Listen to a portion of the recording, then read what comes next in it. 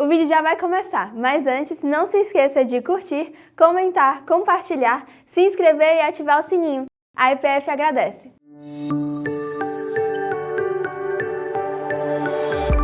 Vamos abrir as nossas Bíblias aí, em 1 Pedro, capítulo 2, versículos 9 a 10. Irmãos, este mês agora a gente se alegra com o sacrifício de Cristo Jesus, vencendo a morte. Então, é um trabalho que há tempo a gente vem desenvolvendo. Irmãos, nós não temos Semana Santa não, viu, irmãos? Nós não temos culto da paixão não, isso não é nosso. Nós temos a celebração ao Senhor, precisamos entender isso.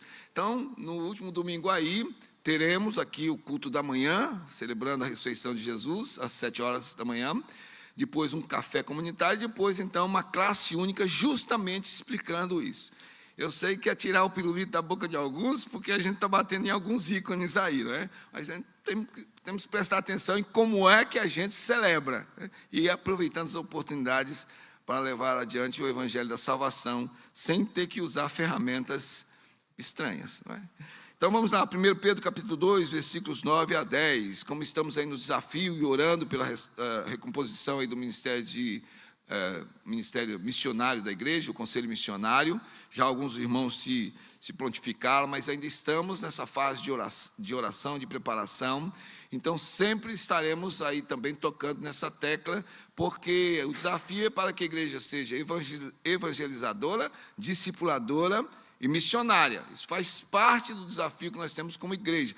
Tudo aquilo que a gente faz tem que estar comprometido com isso, senão é só folha. Então nós queremos frutos que glorifiquem ao Senhor. Vós, porém, sois raça eleita, sacerdócio real, nação santa, povo de propriedade exclusiva de Deus, a fim de proclamardes as virtudes daquele que vos chamou das trevas para a sua maravilhosa luz. Vós sim, que antes não erais povo, mas agora sois povo de Deus, que não tinhais alcançado misericórdia, mas agora alcançastes misericórdia. Obrigado, Deus. Nós somos o teu povo, ovelhas, que pertencem ao teu pastoreio. As nossas vidas estão nas tuas mãos, e como bom pastor, o Senhor nos guia a pastagens verdejantes para nos alimentar. A tua palavra é o nosso alimento. Fala conosco agora, Senhor, em nome de Jesus. Amém, Jesus. Vamos fazer novamente, irmãos, a leitura do salmo que o presbítero Josemir fez ainda agora. Você viu que são palavras de Davi, nós vamos encontrar lá em Crônicas, em Reis, e aí então compilados em salmos. Eu gostaria de fazer essa leitura novamente, mas agora uníssona, mesmo sentado. Todos os irmãos, todos nós, lendo em casa também, vamos ler aí o Salmo 96, 7 a 12, vamos ler juntos nessa versão que está projetada. Tributai ao Senhor, ó famílias dos povos, tributai ao Senhor glória e força. Tributai ao Senhor a glória devida ao seu nome, trazei oferendas e entrai nos seus átrios. Adorai o Senhor na beleza da sua santidade, tremei diante dele, todas as terras. Dizei entre as nações, reina o Senhor. Ele firmou o mundo para que não se abale e julga os povos com equidade. Alegrem-se os céus e a terra exulte, ruja o mar e a sua plenitude. Folgue o campo e tudo que nele há. Regozijem-se todas as árvores do bosque. Irmãos, é interessante nós vemos essa fidelidade do Senhor a sua palavra e as suas promessas. Aqui está o Senhor novamente usando e atuando o Espírito Santo, revelando que sempre o propósito de Deus é salvar em toda a terra, mas na instrumentalidade primeiro do povo de Israel. Por quê? Nós não sabemos. Tinha algum destaque? A Bíblia diz que não, mas ele escolheu um homem e uma mulher, fez o chamado. E nós encontramos em Gênesis, no capítulo 12, versículos 1 a 3, esse chamado feito a Abrão. Ora, disse o Senhor a Abrão, sai da tua terra, da tua parentela e da casa de teu pai, e vai para a terra que te mostrarei. De ti farei uma grande nação, e te abençoarei, e te engrandecerei o nome. Sê tu uma bênção. Abençoarei os que te abençoarem, e amaldiçoarei os que te amaldiçoarem. Em ti serão benditas todas as famílias da terra. É um chamado. Abraão vivia no meio da sua família idolatria, paganismo, deuses estranhos, mas Deus olha e chama de acordo com o seu propósito. Não havia nada naquele homem, não havia nada naquela mulher que pudesse destacá-lo em toda a multidão, em toda a população da terra naquele contexto, mas o Senhor faz o chamado, é o chamado a um homem com a sua esposa, as promessas são dadas, e então surgiria, como de fato surgiu do seu filho Isaque, uma nação, mas tinha no seu bojo esse desafio, abençoar todas as nações da terra. Então isso implicaria em obediência total, sabe? Ouvir a voz do Senhor, e nós vamos vendo um remanescente sempre fiel, sempre tem aqueles que vão ouvindo e vão obedecendo, mas sempre tem, parece às vezes que é maioria, aqueles que não obedecem, ouvem, mas não obedecem, buscam um caminho de desvio. Veja aí 1 Samuel, capítulo 15, versículo 22, qual é o contexto? Rei Saul se levantando para fazer o papel do sacerdote, porque o sacerdote estava atrasado. Mas não era só isso. Você está lendo aí o Velho Testamento, veja com atenção. Rei Saul levantou uma estátua para ele. Fez o que os outros reis faziam. Ele está em busca da adoração, da exaltação. E aí então ouve de Samuel essas palavras. Tem porventura o Senhor tanto prazer em holocaustos e sacrifícios, quanto em que se obedeça a sua palavra? Eis que obedecer é melhor do que o sacrificar, e o atender melhor do que a gordura de carneiros. O rei Saul aqui, na verdade, ele reflete o espírito do povo de Israel, no contexto do Velho Testamento.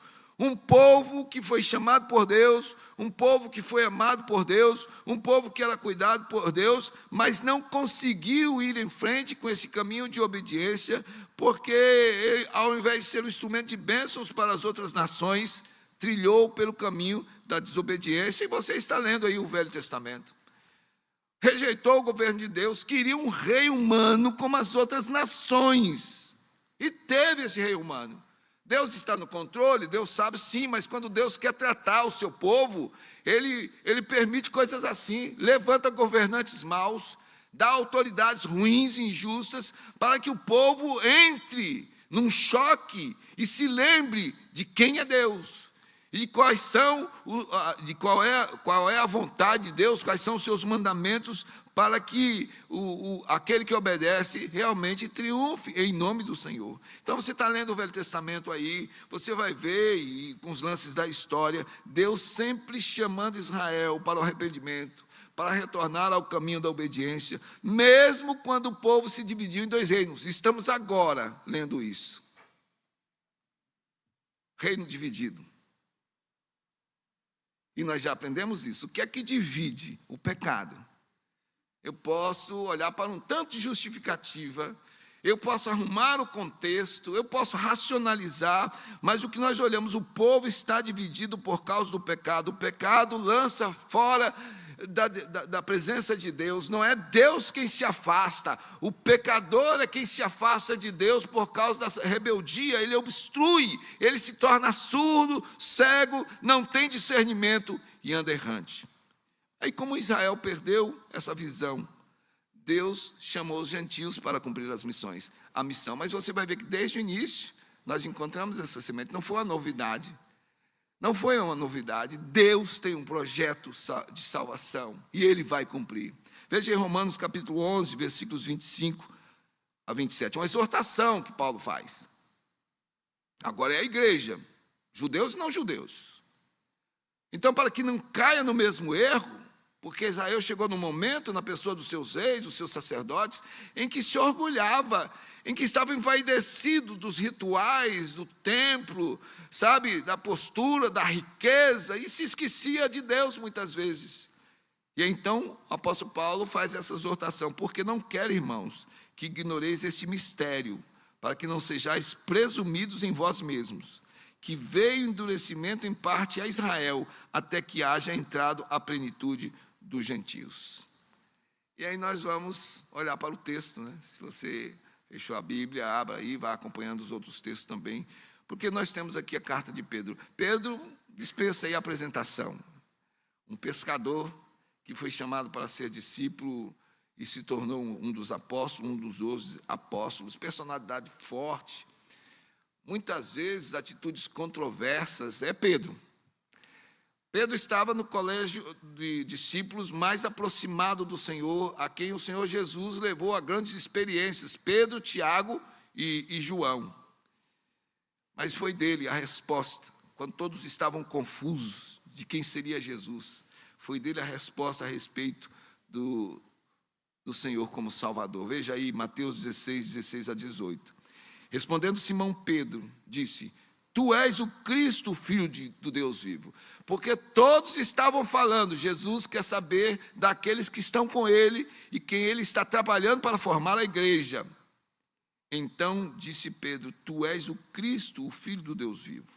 Então Jesus lhe afirmou: Bem-aventurado és, Simão Barjonas, porque não foi carne e sangue que tu revelaram, mas meu Pai que está nos céus. Também eu te digo que tu és Pedro, e sobre essa pedra edificarei a minha igreja, e as portas do inferno não prevalecerão contra ela. Por causa da força dessas palavras de Jesus, há uma interpretação errada, entendendo que a pedra é Pedro, e na verdade a pedra é a declaração que Pedro faz. A pedra angular, vimos aí no culto de oração, é Cristo Jesus. Sobre ele é que se constrói todo o edifício de Deus. Não é Pedro, é Jesus. Mas Pedro aqui confessa isso. Por isso há muitas interpretações erradas a respeito de Pedro. Pedro foi um dos servos, um dos líderes que Deus levantou. E aí, então, nessa carta que nós temos aí intitulada Carta ou Epístola de 1 Pedro, nós encontramos o ensino do apóstolo escrito por ele mesmo. Ele diz aí que tem a ajuda de Silvano. Silvano, segundo alguns, era um dos 70 discípulos, aquele que Jesus, aquela designação, aquela comissão que Jesus manda para um impacto evangelístico. Então Silvano estaria no meio deles. Ele é citado em Atos, ele é citado por Paulo e ele é citado por Pedro. Veja aí 1 Pedro capítulo 1, versículo 1. Não há dúvida da autoria. Pedro, apóstolo de Jesus Cristo, aos eleitos que são forasteiros da dispersão no Ponto, Galácia, Capadócia, Ásia e Bitínia. Veja aí o versículo 12.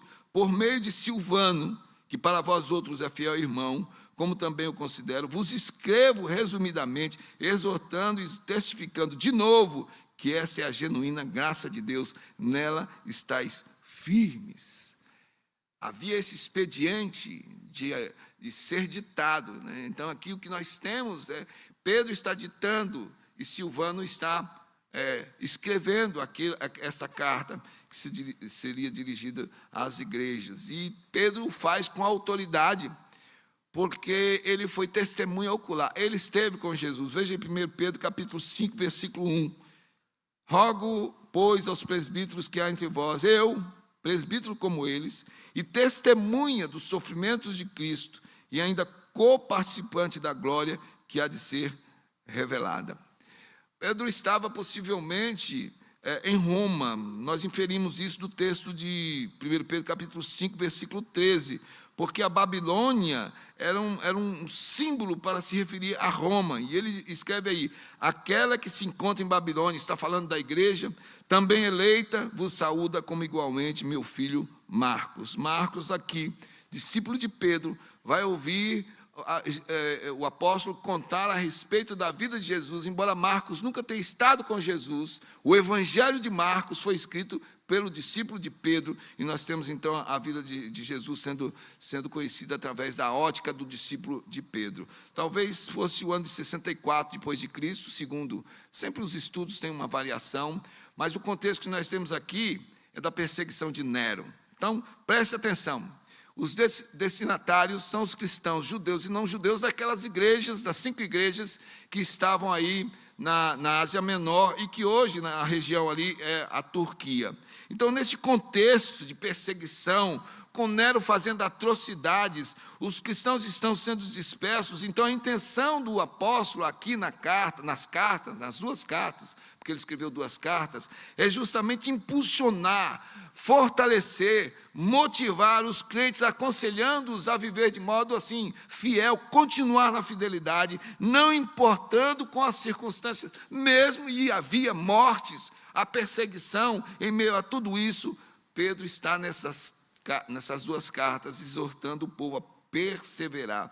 O texto-chave, o versículo-chave, está em 1 Pedro, capítulo 4, versículos 1 e 2. Ora, tendo Cristo sofrido na carne, armai-vos também vós do mesmo pensamento. Pois aquele que sofreu na carne deixou o pecado, para que no tempo que vos resta na carne, já não vivais de acordo com as paixões dos homens, mas segundo a vontade de Deus. Pedro se dirige à igreja como um pastor, um velho pastor. Oramos aí para o nosso ancião, pastor Toniel, estamos orando por ele. E aqui é o contexto em que os apóstolos já estão mais avançados na idade. 90 anos, 95. Alguns dizem que João morreu com mais de 100 anos. E Pedro é o pastor que ama a igreja. E que entende que a igreja não vai ficar só num lugar, ela está se esparramando. E as palavras dele são palavras pastorais de ânimo. E veja como é que ele finaliza essa primeira carta, apelando para que os crentes vivessem de uma forma fiel a Deus, mas numa visão de comunhão doce. Esse é o espírito da igreja, veja aí, 1 Pedro 5,14. Saudai-vos uns aos outros com ósculo de amor. Ósculo é beijo.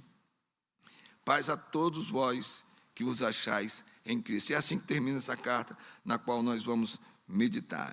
Antes desse texto, antes de chegar no texto, no capítulo 1, aí nós vamos encontrar o apóstolo Pedro ministrando à igreja. É uma geração, Deus é quem gerou, através da ação do Espírito Santo, e chama para viver uma vida realmente assim, de forma viva, dinâmica com o Evangelho. É tão interessante, cada gota de sangue que caísse desses que estavam sendo mortos por amor a Cristo Jesus, mais fortalecia o Evangelho. E então um pouquinho, aí do capítulo 1 até encostar no texto que nós vamos meditar, então a palavra de Pedro é: vocês precisam fazer o Evangelho de Cristo Jesus brilhar. Vocês foram chamados para isso. Então veja comigo aí 1 Pedro capítulo 2, versículo 9. Porque ele diz aí algumas coisas interessantes. Ele está se dirigindo a uma igreja que é composta de judeus e não judeus. E não é uma igreja que está no lugar só, ela está se esparramando. Ele está cumprindo aquilo que Deus quer e deu para a igreja fazer. Ela vai à frente com o seu evangelho. Então Pedro fortalece aqui a visão, usando uma palavra que vai então abrir a visão. É um mistério que é revelado. Vocês são raça eleita. Então Israel foi uma raça escolhida por Deus, eleita por Deus em Abraão, com um objetivo, instrumentalidade, mas perde-se no caminho da história. E aqui o que Pedro faz é ministrar aos crentes, dizendo: olha, vocês são a raça eleita, não mais os diretamente descendentes de Abraão, mas todos aqueles que foram alcançados pelo amor, pela graça, e entendem que foram escolhidos por Deus num projeto de salvação desde toda a eternidade. Deus vai usar o expediente de um povo para fazer cumprir o seu propósito, mas ele diz: a igreja é a raça eleita. Vocês podem ser dispersos, perseguidos, podem ser aprisionados, querem fazer vocês perderem as suas personalidades, vão ser muitas vezes torturados para negarem o nome de Jesus, mas ele, através do seu sangue, é quem gera essa raça eleita. Não mais uma transmissão do DNA de sangue humano, mas agora o sangue de Cristo Jesus dá uma identidade, é pela graça do Senhor. Ele está dizendo: vocês são uma raça eleita. Mas ele segue dizendo: e sacerdócio real. É uma linguagem conhecida dos judeus. Os judeus tinham sacerdote, mas também dos pagãos, porque a maioria das religiões ou tinham a palavra sacerdote, ou um termo que aproximava dessa função de alguém que representava o povo diante de Deus, para o judeu, e lá para os pagãos, alguém que representava para os seus deuses. E então o apóstolo vai trabalhar na mentalidade daqueles que estão sendo dispersos. Já pensou? A igreja está se esparramando. E o templo? E o sacerdote? E os sacrifícios? Porque o sacerdote é que oferecia, tanto no judaísmo como no paganismo, as oferendas em busca de perdão, de bênção, através dos sacrifícios. Então agora não tem mais sacrifícios como antes. O sacrifício é do Cordeiro de Deus, que tira o pecado do mundo. E Pedro vai dizer, então, sacerdócio está agora, por causa de Cristo Jesus, por causa do véu que foi rasgado, aproximando a todo aquele que crê.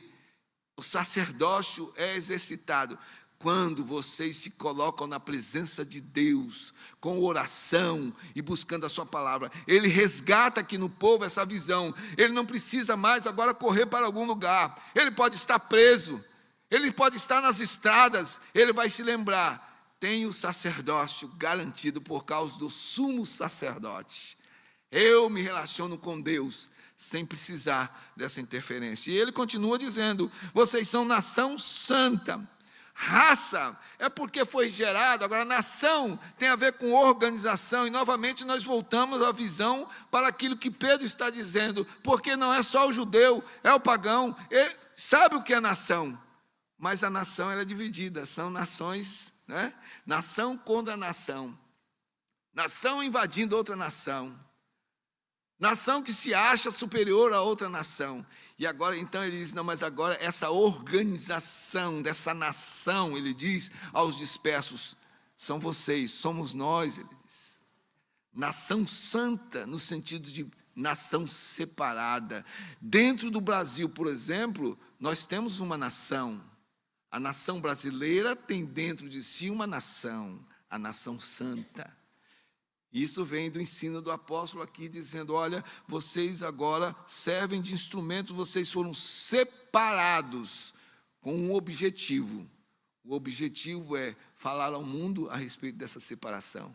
Você não foi separado, tornou-se santo pela vontade de Deus, para assim se mesmar, se fechar. Essa nação avança, mas de uma forma diferente. Ela não vai com a espada, ela não vai para matar, ela não vai para subjugar, ela vai com o evangelho. É isso que ele está dizendo aqui. E aí, então, finalmente, ele usa um termo que a gente conhece hoje aí, porque de vez em quando, como pastor da igreja, dá vontade de chegar em alguns carros, bater e dizer, entrega o carro e levar lá para a igreja, que está aqui. Propriedade exclusiva de Jesus. Se é exclusiva, põe na missão.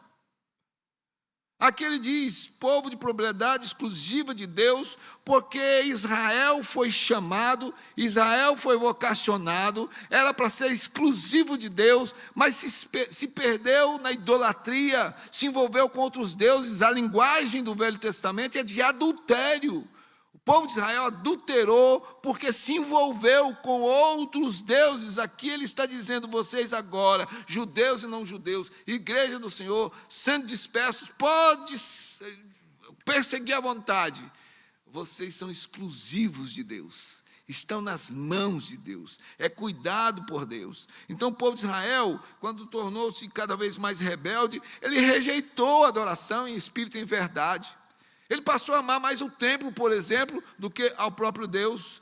E isso levou a uma vida de humilhação, escravizado por outros povos. E depois, um tipo de vida subjugada dentro de si mesmo, pelo legalismo dos sacerdotes, pela falsa religião, preocupado com aparência, preocupado com formas, preocupado com reconhecimento. E ele diz assim, olha, o Espírito Santo tornou você exclusivo. Esse Espírito Santo que arde em ciúmes quando o povo se perde no seu caminho de exclusividade. Então, os destinatários da carta aqui, irmãos, são tocados por esta alegria. Olha, vocês vão ser presos. Nós somos exclusividade de Deus. É isso que move, por exemplo, o apóstolo Paulo, no registro em Atos, preso, Filipos, está louvando e adorando a Deus, e daqui a pouco vai levar uma família inteira aos pés de Jesus, família que perseguia. Mas então, veja comigo aí o final do versículo 9, porque ele mostra que há uma coisa, há um objetivo muito grande para ser alcançado através dessas bênçãos. Porque é uma bênção, gente. a igreja ouvir, raça eleita, sacerdócio real, nação santa, povo de propriedade exclusiva de Deus. Então ele escreve isso para os crentes que estão sendo dispersos, e aí então ele diz, mas tem um objetivo. É tudo isso para quê? Para se orgulhar, para se ufanar. Se assim o fizessem, cairiam no mesmo erro de Israel no passado. E então ele diz para quê? Para a proclamação das virtudes desse Deus maravilhoso que chamou das trevas de uma religião que se perdeu no legalismo, que chamou das trevas do paganismo, da idolatria, para viver agora debaixo da maravilhosa luz de Cristo Jesus, e tudo isso de graça. Então ele diz, nós somos tudo isso, ele está dizendo aqui, nós somos tudo isso, mas nós temos um objetivo, é para falar. E a palavra proclamar aqui dá a ideia de falar alto, sabe, como se fosse um megafone, é para divulgar. Nós somos a raça, a nação, a propriedade exclusiva de Deus, mas isso mexe conosco para nós falarmos desse Deus que nos tirou das trevas para a luz. Agora veja comigo aí o versículo 10. Porque ele diz, olha, antes vocês não eram povo. O que é que ele quer dizer com isso? Mas agora sois povo de Deus.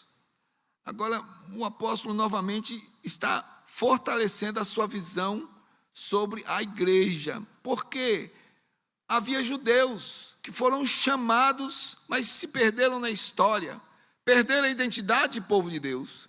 E havia os gentios, o apóstolo Paulo vai dizer gentios, que somos nós, os não-judeus, diretamente, descendentes de Abraão, que estavam estranhos à promessa, alheios à promessa, separados da aliança, não podem ser alcançados, não podiam ser alcançados pelas graças, pelas bênçãos do Senhor. Então ele faz aqui um contraste, dizendo, antes vocês não eram, mas agora são povo.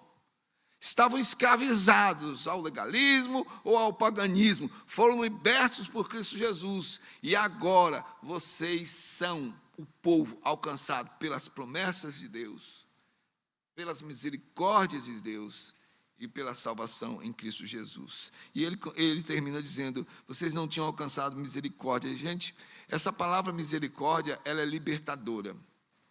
Ela dá a ideia da cegonha que constrói o seu ninho bem alto. Essa é a visão, misericórdia. Estamos debaixo dos cuidados de Deus, longe de predadores, fora do alcance daqueles que podem fazer mal. Estamos aqui falando com a igreja que é dispersa. Estamos vendo Pedro escrever para uma igreja que é dispersa. Então ele diz, mas vocês foram alcançados pela misericórdia. Deus vai cuidar de vocês. Porque agora, com o evangelho queimando em suas mentes e em seus corações, eles não temem mais a morte. Eles foram alcançados pela misericórdia. Eles avançam não num processo de desafiar, de debater, de subjugar de uma forma carnal e humana, que às vezes a religião, quando se perde, faz. Eles avançam agora porque eles foram alcançados pela misericórdia. E eles são bem-aventurados sendo misericordiosos, porque foram alcançados pela misericórdia de Deus. Vamos para a nossa escola dominical daqui a pouco, mas a gente pode olhar para esse texto e entendermos que missões é uma questão de obediência. Primeiro, nós fomos salvos para adorar a Deus. O evangelho foi entregue por Deus para ser pregado. Não importa, é para ser pregado. A igreja, eu e você, nós não podemos fazer uma distinção de pregar para esse e não pregar para aquele, porque a gente, de acordo com o nosso modo de ver, classificamos alguns como não sendo merecedores, são pecadores demais. Irmãos, eu creio que alguns de nós têm que verificar o seu metro. Teve um arquiteto aí, essa semana, lá na minha sala, e eu fiquei assim intrigado. Já tinha ouvido falar, mas não tinha visto ainda, né? Ela medindo com um aparelhinho, em vez daquela trena, né? Segura aqui, tal, escapava aquela trena de vez em quando. Então ela está ali medindo, é tudo eletrônico. Mas alguns de nós podem ter construído tudo até agora com 1 metro faltando 1 centímetro. A palavra vem nos mostrar que o ser humano é incompleto sem essa presença do Senhor. E às vezes a visão de evangelismo, de missões, é desenvolvida dessa forma. Falta 1 centímetro no nosso modo de viver. Estamos vivendo de acordo com o nosso padrão. É a verdade de acordo com o que nós interpretamos. E são ações que são deflagradas de acordo com o nosso pensamento. E o que o apóstolo diz aqui, o que nós aprendemos na manhã de hoje, é que nós fomos salvos para adoração a Deus. Essa adoração é um serviço constante. É uma vida, é um estilo de vida. Gente, a adoração não é só no momento do culto. A nossa vida deve ser um culto. O Senhor Jesus ensinou àquela mulher samaritana, em João 4, 23 a 24, que este tipo de relacionamento que Deus busca com o ser humano é algo que extrapola templo, monte, lugares e tal. É uma vida de intimidade. Ele diz, mais vem a hora, e já chegou, em que os verdadeiros adoradores adorarão o Pai em espírito e em verdade, porque são esses que o Pai procura para ser seus adoradores. Deus é espírito. Importa que os seus adoradores o adorem em espírito e em verdade. Adore o Senhor. Você foi salvo para adorar. Você pertence ao povo de Deus porque você tem um objetivo: glorificar a Deus, gozar da presença do Senhor em sua vida o tempo todo. E essa adoração nos leva a esse caminho de obediência. Obediência à missão que Deus nos deu através do Senhor Jesus, quando nos levanta como igreja, como um povo de exclusividade, para anunciar a salvação progressivamente, enquanto nós vamos desenvolvendo a nossa vida de adoração. É chamar outros à adoração. Essa semana, cheguei em casa, ela falou, eu quero te mostrar uma coisa. E aí, quando ela me mostrou um corte, um pedacinho de vídeo, achei que ela tinha se enganado, porque era eu pregando. E eu entendi naquele momento que Deus estava exortando.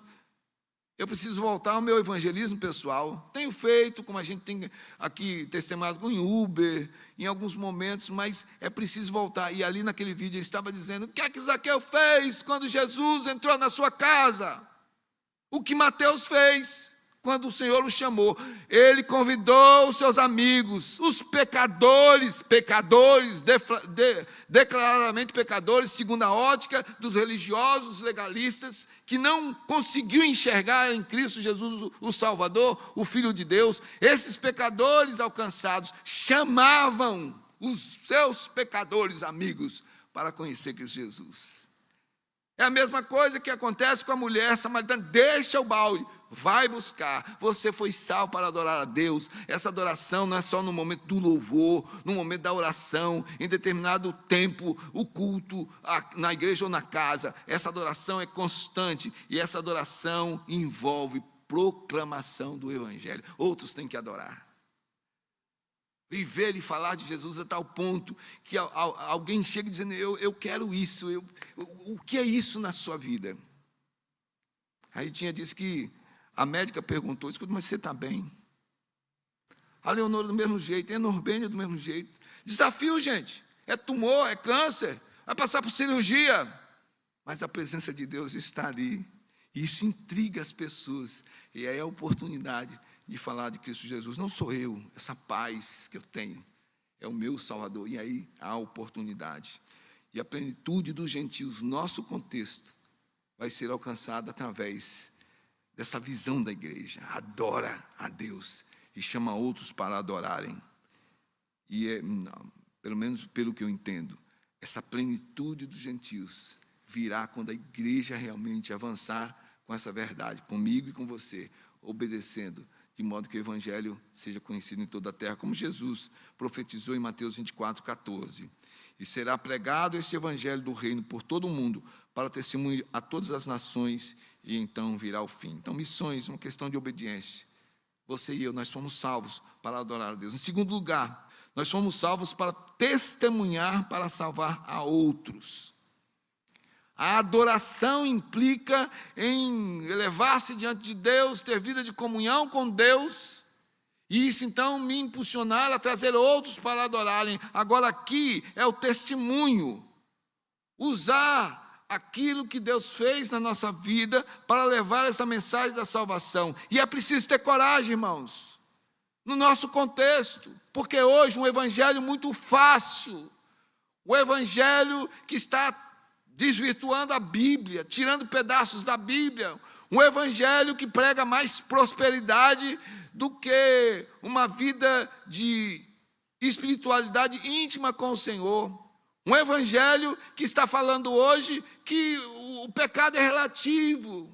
Um evangelho que tem dito, vem, nós somos inclusivos, vem do jeito que você está e fique e continue do jeito que você está, porque o nosso Deus é um Deus bondoso, o nosso Deus é um Deus que não vai condenar ninguém. É preciso coragem para testemunhar e dizer que a ira de Deus é algo real e vai ser lançado sobre todos aqueles que não se entregarem a Ele. É preciso testemunho. Sabe como?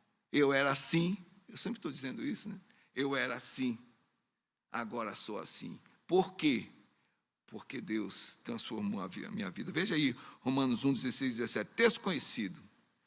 Mas o que é que Paulo está dizendo aqui? Eu só vou testemunhar se eu perder a vergonha.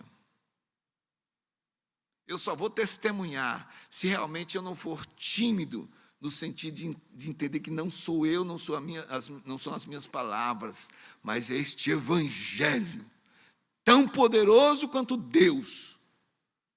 Pois não me envergonho do evangelho, porque é o poder de Deus para a salvação de todo aquele que crê. Primeiro do judeu e também do grego. Esse grego aqui representa as outras nações. Visto que a justiça de Deus se revela no evangelho de fé em fé, como está escrito, o justo viverá pela fé.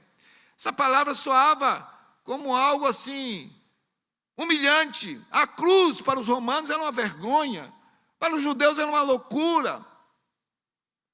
Não conseguiu entender este evangelho que é pregado na base da humilhação.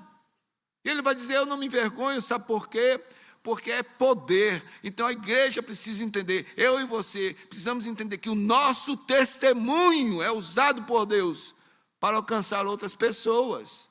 Não é o que eu falo, não é o que eu prego, não é o que eu ensino, porque se isso não estiver validado com a minha vida, vai fazer com que o evangelho perca a sua força. É o poder de Deus que se manifesta na vida que realmente testemunha. Não esconde as fraquezas, se arrepende diante das fraquezas, confessa, pede perdão, vai a Deus, vai a quem ofendeu, e aí se coloca como alguém que foi transformado.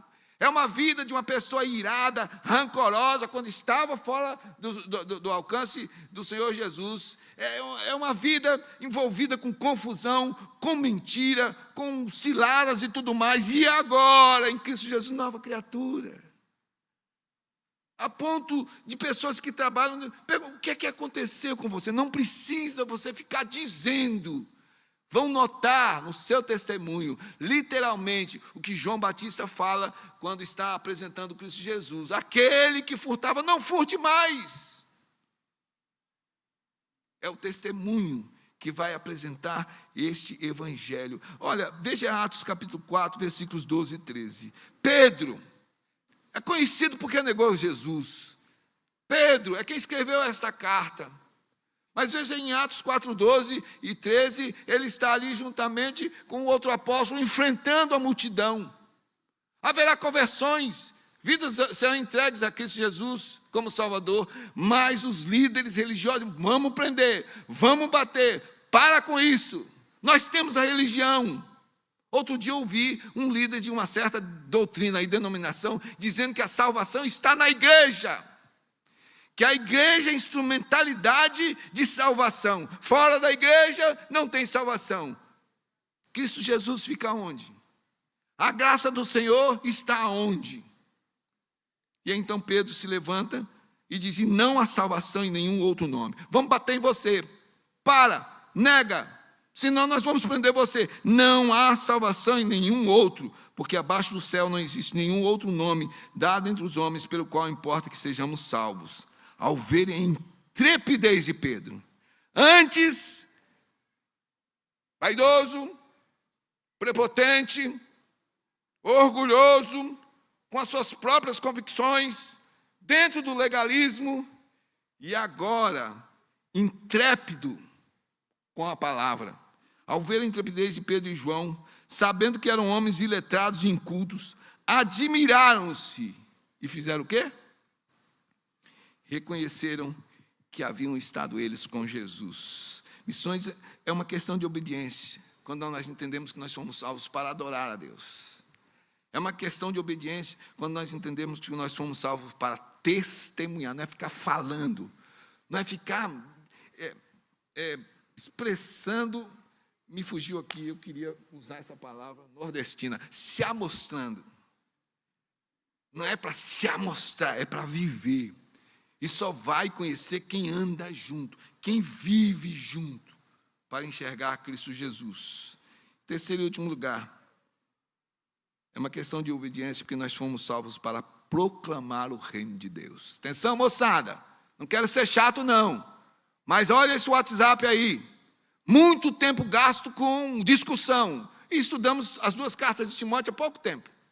Discussões vãs que não levam a lugar nenhum, que às vezes pode até adoçar um sentimento, sabe, de vaidade.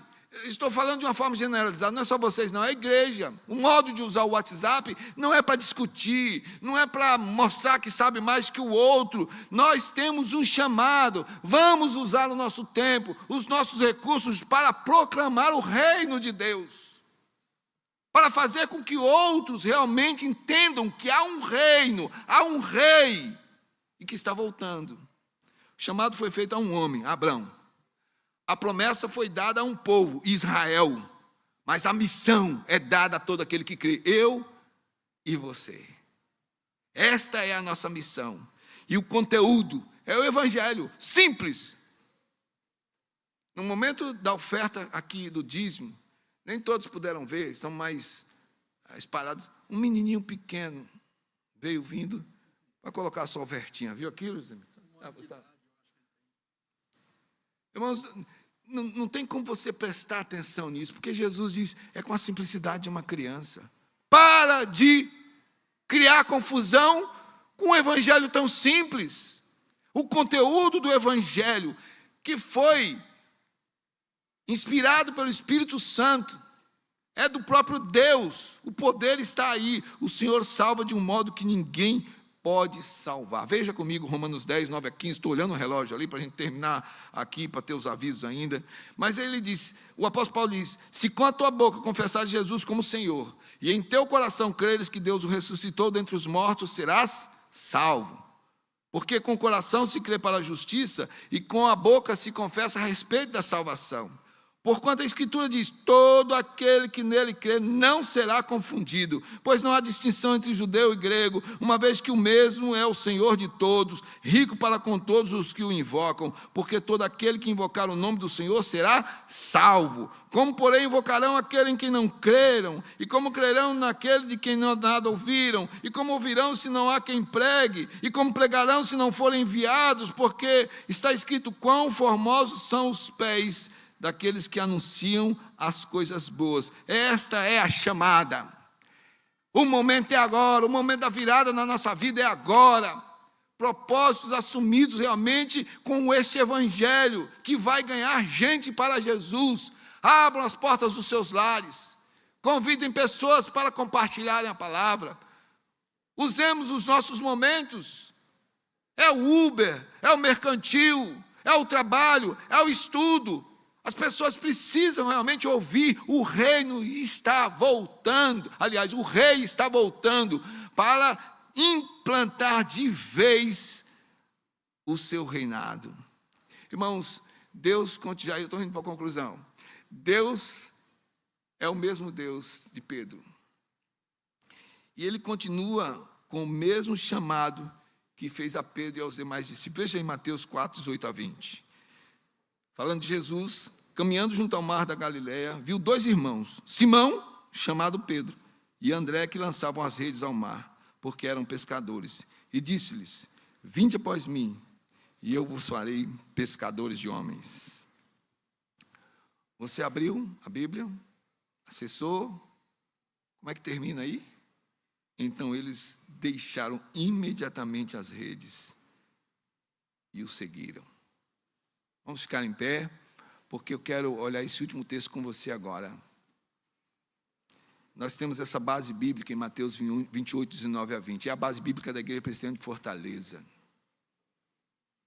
Deixe as redes e obedeça. Ele nos chamou para pregar o Evangelho e para discipular. Estou muito alegre com os grupos de discipulado que estão aí. Por enquanto, as mulheres estão na vantagem. É assim que as pessoas crescem e amadurecem. Entendem que são um instrumento nas mãos de Deus para chamar outros ao caminho da salvação. Deus amado, nós queremos agradecer porque a Tua palavra é viva e eficaz. O Senhor nos conhece. E a nossa oração tem sido essa: Senhor, impulsiona a igreja a obedecer à missão que o Senhor nos deu. Dá-nos, Senhor, este desejo de adorar o Senhor em todo o tempo. Dá-nos, Senhor, esse desejo de fazer com que a Tua palavra seja conhecida, Senhor. Que outros venham a conhecer. Dá-nos, Senhor, a sinceridade, a autenticidade e a integridade no nosso testemunho. Não importam as circunstâncias, para que a luz do Evangelho seja conhecida e alcance gente com salvação como frutos permanentes. Em nome de Jesus. Amém, Jesus. Amém. Para mais informações e novidades, siga as nossas redes sociais e fique por dentro de tudo.